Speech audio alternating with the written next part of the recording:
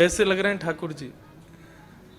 बोले बरहा पीड़म नटवर वपु, अपने मस्तिष्क पर जिन्होंने मोर पीछ का मुकुट धारण, टिपारा धारण कर रखा है।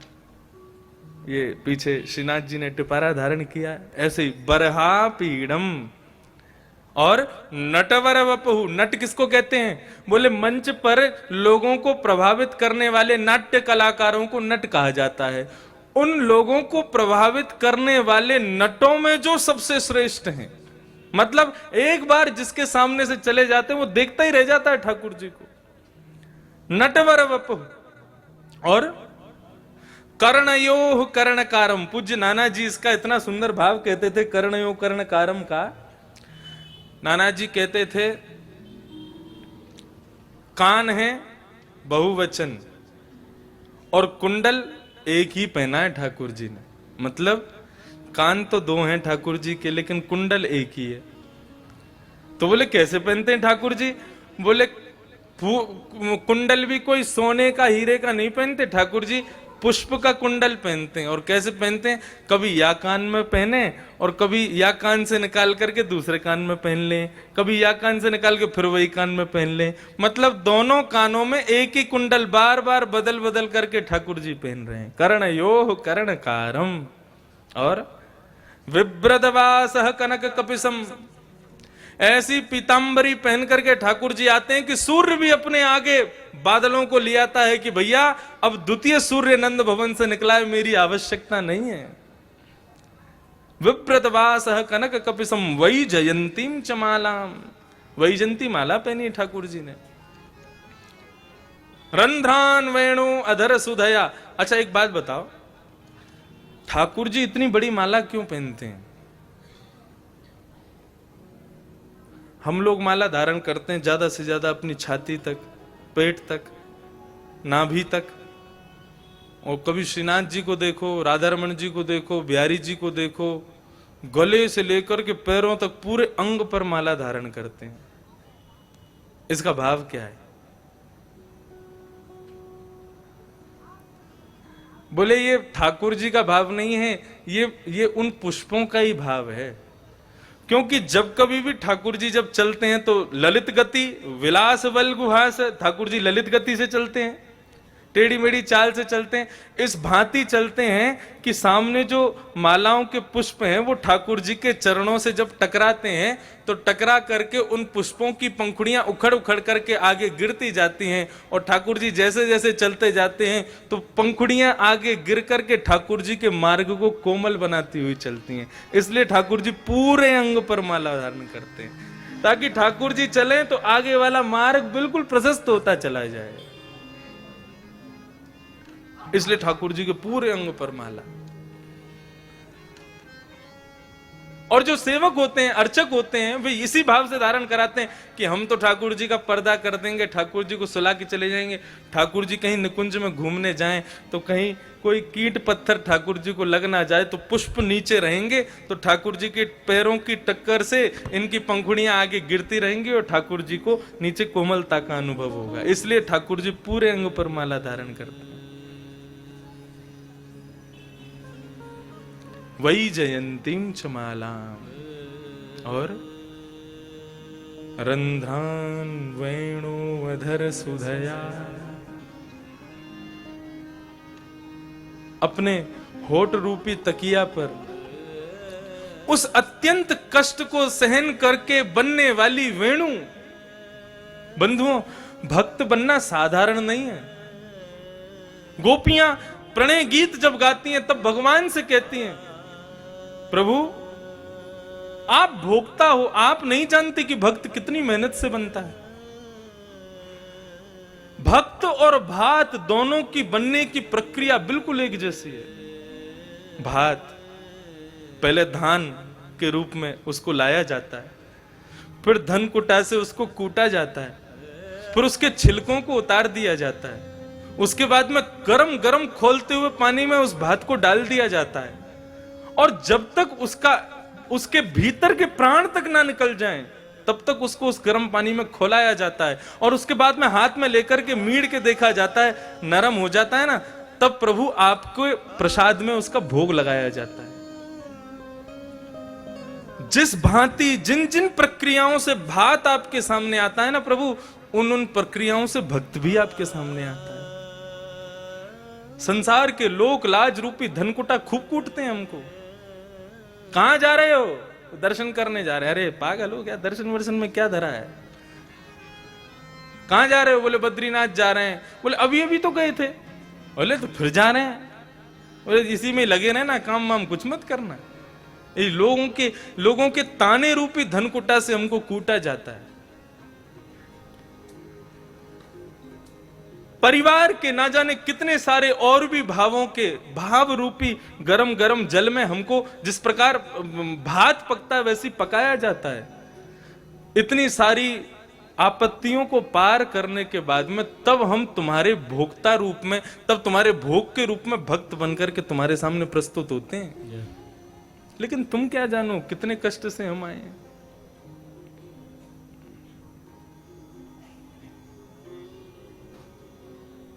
बांसुरी गोपियां वेणु गीत में कहती हैं, ये हमारी बैरनी है, ये हमारी सौत है। जिस अधरामृत को हम चाहती हैं उसको ये दिन रात पीती है। तब एक गोपी कहती है, अरे जरा देख तो सही वो कितनी मेहनत करके ठाकुर जी के पास पहुंची है। बोले क्या मेहनत की इसने? बोले बांस के रूप में थी ये पहले, भयंकर चिलचिलाती हुई धूप इस पर पड़ती थी उसको भी सहन करती थी, भयंकर बारिश आती थी उसको भी सहन करती थी, बारिश के समय पर सांबर तक ऋतुएं आती थी, खूब तेज हवा चलती थी तब भी खड़ी रहती थी, भयंकर सर्दी में जब सब रजाई गद्दा ओढ़ के बैठे रहते हैं तब भी ये ऐसे ही निर्वस्त्र खड़ी रहती है। और उसके बाद किस लिए इतनी तपस्या करती है? बोले केवल ठाकुर जी के अधरामृत के पान के लिए। और तब एक आदमी गरसा लेकर के आता है और गरसा ला करके इसके बीच में पेट पर प्रहार करता है, इसको काट देता है। बहुत दर्द होता है लेकिन सहन करती है। फिर वो आदमी छुरी लेकर के इसके एक एक अंग को छीलना शुरू कर देता है, पूरे अंग को छीलता है। बहुत कष्ट होता है उसको, लेकिन सहन करती है, मुस्कुराती रहती है कि नहीं, इस सब तपस्या का फल मुझको मिलेगा कि मैं राधा रमण के होठों पर विराजूंगी। और यहीं इसकी तपस्या पूरी नहीं होती। गोपी कहती फिर क्या होता है? बोले पूरे अंग को छीलने के बाद में फिर गरम गरम लोहे से इसके अंदर छेद किए जाते हैं, और उन छेदों को करने में भी इसको बहुत कष्ट होता है, उसको भी सहन करती है। सब चीज करने के बाद में फिर बार बार बनाने वाला बजा के देखता है कि सुरीली तो नहीं, कंसरी तो नहीं है। फिर जहां कहीं से भी रह जाती वहां से और छेदन होता है इसका। इतने कष्ट को सहन करती है, इतनी तपस्या करती है वर्षों।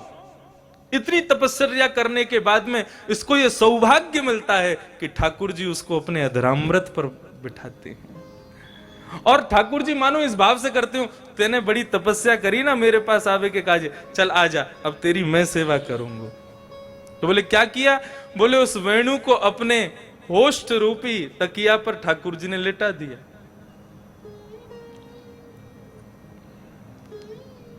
अपनी नासिका में लगे हुए जो मोती हैं वो मानो ठाकुर जी ने उसको छत्र धराए हों। अपनी आंखों की पलकें कभी ऊपर नीचे करते हैं तो मानो ठाकुर जी उसकी हवा कर रहे हों। अपनी कोमल उंगलियों से उसके छिद्रों को आच्छादित करते हैं मानो जैसे वेणु के चरण दबा रहे हों। और अंत में तो वो सुख प्रदान करते हैं जो सुख पाने के लिए देवी देवता भी तरसते हैं। त्रिलोकी नाथ के अधरामृत का रस इस वेणु को मिलता है, और उस समय इसके दोनों नेत्रों से अश्रुपात होने लगते हैं कि आज मेरी तपस्या पूरी हो गई, मुझे ठाकुर जी ने अंगीकार कर लिया। भगवान का अधरामृत मिलता है इस वेणु को। एक बार यही अधरामृत श्री कुंभन दास जी को भी मिला था। भगवान के अष्ट सखाओं में एक श्री कुंभन दास जी ठाकुर जी के सामने बैठते थे, पद गाते थे। ठाकुर जी खूब भाव से उसका पद सुनते थे। गोवर्धन में विराजते थे ठाकुर जी, पूंछरी में। तो एक गोवर्धन के पास की गांव की एक गोपी एक ब्रजवासिनी रोज आती और कथा सुन के आती। कथा में ठाकुर जी की माखन चोरी लीला को श्रवण करके आती, कथा में आके बैठती और अपने सिर पर रखी भाई दही की हंडी को ठाकुर जी के श्रीनाथ जी के आगे रखती और कहती, ठाकुर जी मेरे घर कब चोरी करवे आओगे आप। उसका ऐसा भाव। बोले जिस प्रकार आप सब गोपियन के घर चोरी करवे गए, मैं भी यही भाव से रोज माखन निकारूं कि काऊ दिना मुंह पे कृपा है जाए और श्रीनाथ जी मेरे घर चोरी करवे आमे। और रोज इसी भाव से अश्रुपात करती रोती रहती, कब चोरी करोगे मेरे प्रभु, मैं आपको रंगे हाथ पकड़ना चाहूं। सबके अपने भाव। रोज के इसी भाव को रोज कहती ठाकुर जी के आगे। एक दिन उसका भाव उमड़ घुमड़ करके श्रीनाथ जी के हृदय में पहुंच गया। कुम्मन दास जी पद गा रहे थे और कुम्मन दास जी के पद को सुनते सुनते श्रीनाथ जी बोले, ए कुंभना, हाँ जय जय आज्ञा करो। भैया आज हमारो कछु मन कर रहा है। कहा मन कर रहा है तुम्हारो? मन तो ऐसे ही ललचातो रे, कभी कछु को मन करे कभी कछु। आज काय को मन कर रहा है? बोले हम बताएंगे ना, नहीं तो तू हमारी हंसी करेगो। ठाकुर जी के मित्र हैं कुम्भन दास, ये सब ठाकुर जी के सखा हैं, अष्ट सखा। इनसे ठाकुर जी खूब आनंद करते। तू हमारी हंसी करेगो, हम ना बताए रे। अरे ना जय जय बताओ, मेरी योग्यता होगी तो मैं पूरी कर दूंगा आपकी इच्छा को। ठाकुर जी बोले आज हमारो मन कर रहा है कि हम जैसे द्वापर युग में नंद भवन में पधारे, हमने खूब चोरी करी, माखन खायो चोरी कर करके। अब गोसाई जी रोज रोज मुकु माखन पवा में। अब भैया कुम्भना हमको तो प्रेम ते पावे में वो आनंद ना आवे जो चोरी करके पावे में आनंद आवे। बहुत दिन है चोरी करी ना है। कुम्भन दास जी बोले तो क्या भाव है फिर? बोले यदि तुम हमारी सहायता करो तो एक गोपी रोज आवे और रोज आके कहे कि मेरे यहाँ आके चोरी करो, चले चोरी करे हम बाकी यहाँ। कुम्भन दास जी बोले जय जय, हम राग सेवा करवे वारे, पदन की सेवा करवे वारे, हम पे चोरी वोरी को काम ना आवे। ठाकुर जी बोले जानते हो तुम किससे बात कर रहे हो? हम चोरों में अग्रगण्य हैं, चोरों के स्वामी हैं हम। अरे हम सब सिखा देंगे, बस हाँ एक चीज का ध्यान रखना। बोले क्या? फुर्ती रखना, फुर्ती, बाकी कुछ करने की जरूरत नहीं, हम सब जगह से तुमको बचा लाएंगे। अब कुम्भन दास जी बेचारे सीधे साधे थोड़े वयोवृद्ध भी हो गए थे। कुम्भन दास जी बोले गोसाई जी ये पता चल गई? तो बोले उन्हें ना पता चलेगी, तुम चिंता मत करो। रात्रि में जैसे ही हमारे कपाट बंद होंगे तुम बस चुपके ते आ जाइयो, हमारी खिड़की से बाहर खड़े आ जाइयो, हम तुम्हारे कंधा पे बैठ के चल पड़ेंगे। वो ठीक है। अब रात्रि में श्रीनाथ जी के कपाट बंद हुए, खिड़की पे ठाकुर जी खड़े हो गए, देख रहे हैं कुम्भना आयो कि नहीं। देखा दूर से कुम्भन दास जी दौड़े दौड़े आए। कुम्भन दास जी आके नीचे खड़े हो गए, ऊपर से खिड़की से ठाकुर जी उतरे। पहले तो चरण रखे कंधे पे और फिर कंधे पर ही बैठ गए और बाल पकड़ के ऐसे ठाकुर जी बैठे कुम्भन दास जी के कंधे पे। चल गोपी के यहाँ चलें चोरी करवे। कुम्भन दास जी ले जा रहे हैं। बोले जय जय आज पिटवा हो गए तुम। बोले मैंने कही ना फुर्ती रखी हो, बस सब काम अपने आप हो जाएगा। गोपी के यहाँ पहुंचे। अब अटारीन पे ऊपर चढ़ के छत छज्जनते अंदर आंगन में पहुंच गए। आंगन में देखी कहाँ है भाई मटकी? बोले देख वो रही ऊपर। बोले जय जय कैसे जाओगे? बोले करनो का है, अभी हम बैठे तेरे कंधान पे, अब खड़े आ जाएंगे। बस तू मेरे पामन ने पकड़ लियो, मैं ऊपर ते छीका पकड़ लूंगा, स्वयं भी खाऊंगा तो को भी खवाऊंगा। वो ठीक है। अब कुम्भन दास जी खड़े हुए, उनके ऊपर श्रीनाथ जी खड़े हो गए। कुम्भन दास जी ने ऐसे चरण पकड़ लिए लाल जी के ऊपर, लाल जी ने छीका पकड़ लियो। अब छीके में से माखन निकाले और माखन निकाल के स्वयं पामे और बचो भयो अपने हाथ को जो माखन वहां में ठाकुर जी को अधरामृत लग गयो, वाकू नीचे ऐसे हाथ ले जामे और श्री कुम्भन दास जी के मुख में दे। और जैसे ही अधरामृत मुख में गयो कुम्भन दास जी के, कुम्भन दास जी तो सब सुध बुध खो गए। मैं कहाँ खड़ा हूं, कैसे खड़ा हूं, कहा कर रहा हूं। ऐसा अधरामृत कुम्भन दास जी को प्राप्त भयो। कुम्भन दास जी ने कही नेक झांकी तो देख लो ठाकुर जी की। झांकी जैसे ही ऊपर देखी, महाराज ठाकुर जी खूब सुंदर मक्खन ले में अपने मुख में ले में, फिर कुम्भन दास जी को खिला में, नेत्रन से अश्रुपात होने लगे। इतने में ही कहा भयो चोरी करते करते ठाकुर जी की धोती ढीली पड़ गई, और जैसे ही ढोली ढीली पड़ी महाराज, जैसी कटी काचनी जो ठाकुर जी ने पहन रखी, सोई नीचे आने लगी वो। अब जैसे ही नीचे आई, आज हरि देखे नंगम नंगा, ठाकुर जी अब ठाकुर जी ने, अरे ये कहा भयो, तो इतने में ही ठाकुर जी ने 4 भुजा धारण की। बोलो चतुर्भुज स्वामी की जय हो, चतुर्भुज वारे की जय हो। चतुर्भुज धारण की, 2 भुजा से तो अपनी कचनी पकड़ी और 2 भुजा से माखन चोरी करने लगे। अब इतने में ही हड़बड़ाहट में कहा भयो, ठाकुर जी के हाथ से छींके से मटकी गिर गई। मटकी गिरते ही गोपी उठी, अरे चोर आए चोर आए चोर आए। डंडा लेकर के जैसे ही बाहर आई, ठाकुर जी तो ऊपर ही खड़े, ऊपर से छींके थे और अटारी पर चढ़ करके कूद काद के भग गए। अकेले कुम्मन दास जी वहां खड़े रह गए। कुम्मन दास जी तो आनंद कर रहे, आज ठाकुर जी को अधरामृत मिल गया। गोपी ने आके दे डंडा और मारे कुम्मन दास जी। आसपास के लोग आ गए, भैया कौन है पीट रहे, उजालो तो कर लो, देख तो लो कौन है। उजियारो करके देखो, गोपी बोली, अरे ये तो वही बाबा है, श्रीनाथ जी मंदिर में पद सुनावे। अरे बाबा बुढ़ापे में चोरी करवे आयो, घर पे मांग ही ले तो हम तो को मक्खन दे देते। अब कुम्मन दास जी के तो नेत्र बंद, मुख बंद, आंखों से अश्रुपात हो रहे हैं। कैसे बता मैं कि भैया मैं अकेला नहीं आया, श्रीनाथ जी मेरे संग आए। कुम्मन दास जी बेचारे जैसे तैसे मां से बाहर आए तो ठाकुर जी कदम्ब के वृक्ष के नीचे बैठे। अरे कुम्मना कैसी रही चोरी? लाल जी तुमने बहुत पिटवा दिया, हम बुढ़ापे में हमारो नाम खराब कर दियो। बोले हमने तो पहले ही करी भैया, फुर्ती रखियो, चोरी में कछु नहीं, फुर्ती की आवश्यकता है। अब तैने फुर्ती करी नहीं, हम तो भगिया है माते। लेकिन ठाकुर जी का वो स्वरूप कुम्मन दास जी के नेत्रों से जा ही नहीं रहा कि ठाकुर जी ने 4 भुजा धारण करके 2 भुजा से कचनी पकड़ के खड़े हैं और 2 भुजा से माखन चोरी कर रहे हैं। उसी रात्रि में कुम्मन दास जी की गृहिणी ने एक पुत्र को जन्म दिया। कुम्मन दास जी ने नामकरण संस्कार के रूप में उसी स्वरूप को याद करते हुए अपने पुत्र का नाम रखा चतुर्भुज दास। और उन्हीं चतुर्भुज दास जी ने श्री गोवर्धन नाथ का बड़ा सुंदर पद गाया, गोवर्धन वासी सांवरे तुम बिन रयो ना जाए।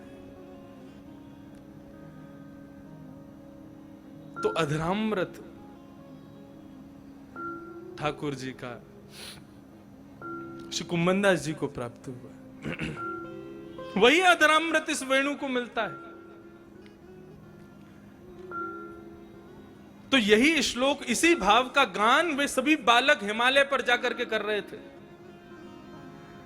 और हिमालय पर जैसे ही इस भाव को श्रवण किया श्री सुखदेव जी महाराज ने, सुखदेव जी महाराज ने जैसे ही कर्णरंध्र से इस श्लोक को श्रवण किया, हृदय में ठाकुर जी की मनोहर मनमोहक झांकी प्रकट हो गई।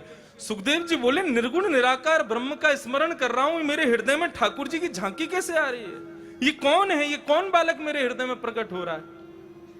उन बालकों के पास गए, जाकर के बोले, तुम जो ये श्लोक गा रहे हो, इसमें जो बालक है ये कौन है? बोले, ये तो पर ब्रह्म है, परमात्मा है। बोले, मुझे और श्लोक सुनाओ ना। तब उन बालकों ने कहा, हमारे गुरुजी पर ऐसे 16-18 श्लोक हैं, आप चलो। तब श्री सुखदेव जी महाराज अपने पूज्य पिताजी वेदव्यास जी के पास में आए और वहां आकर के उन्होंने संपूर्ण श्रीमद् भागवत का अध्ययन किया है। कन्हैया कन्हैया, ठाकुर जी ने कैसी सुखदेव जी पर कृपा की, ऐसी कृपा की कि आज तक श्रीमद् भागवत सुखदेव जी के भाव से पूरे विश्व में हजारों वक्ता कर रहे हैं। सुखदेव जी पर जैसी ठाकुर जी ने कृपा की, बस भाव यही है, हम सब व्यासों पर भी ठाकुर जी उसी भाव से कृपा कभी तो बरसाएं। भाव से गाइए, कन्हैया कन्हैया पुकारा करेंगे, लताओं में ब्रज की गुजारा करेंगे। कन्हैया कन्हैया पुकारा करेंगे, लताओं में ब्रज की गुजारा करेंगे। कन्हैया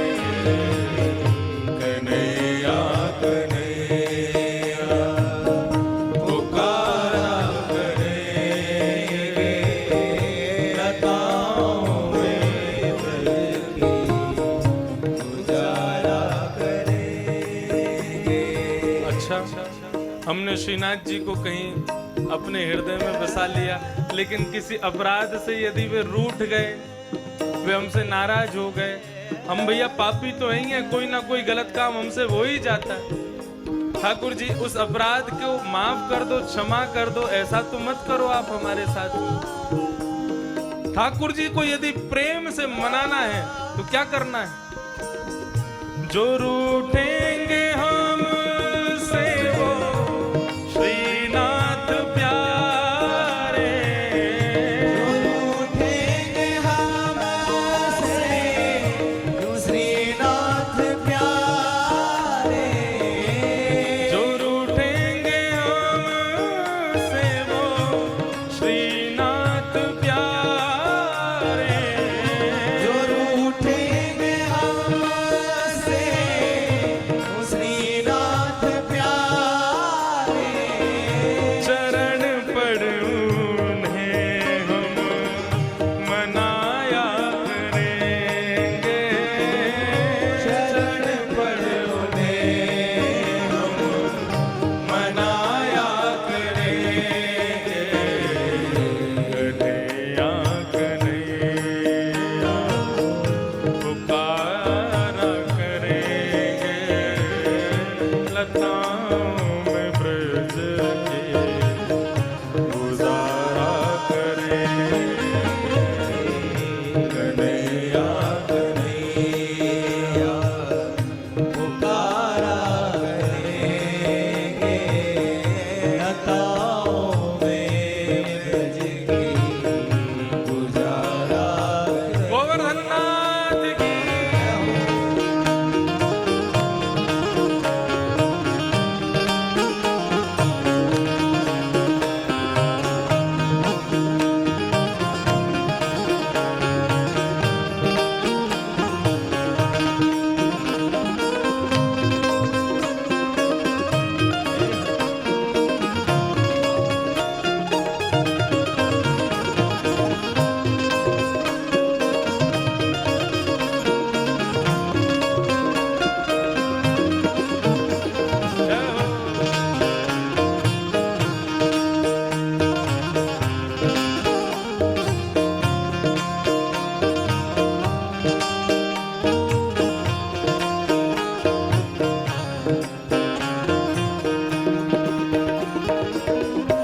उन्होंने नचाए हैं ब्रह्मांड सारे, उन्होंने नचाए ब्रह्मांड सारे, उन्होंने नचाए हैं ब्रह्मांड सारे, उन्होंने नचाए ब्रह्मांड सारे। लेकिन प्रभु आपने पूरा ब्रह्मांड नचाया, अब आप हमारे हृदय में विराज गए हो ना, अब हम क्या करेंगे?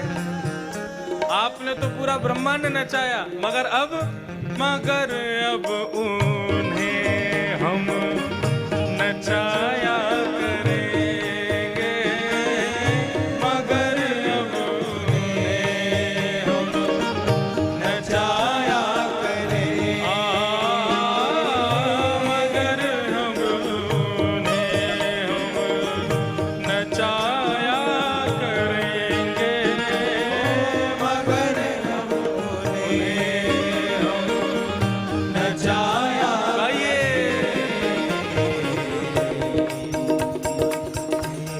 गाओ आप लोग, बस ताली बजाते हो, गाते नहीं हो। कन्हैया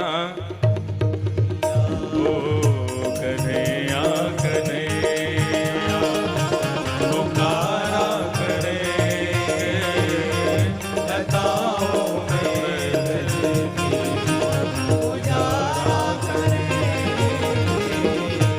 कन्हैया कन्हैया पुकारा करेंगे, लताओं में ब्रज की गुजारा करेंगे। ओ जय जय राधा रमण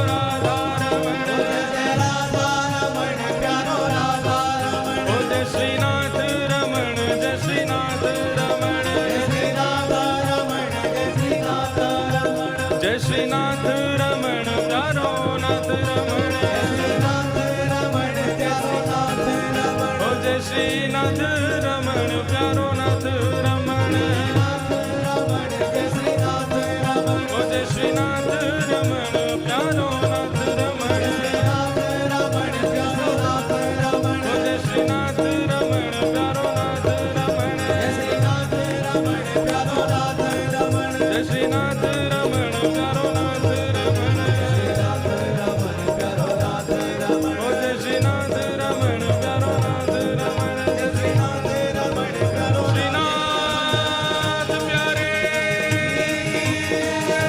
श्री गोवर्धन लाल की, श्री गिरधर लाल की।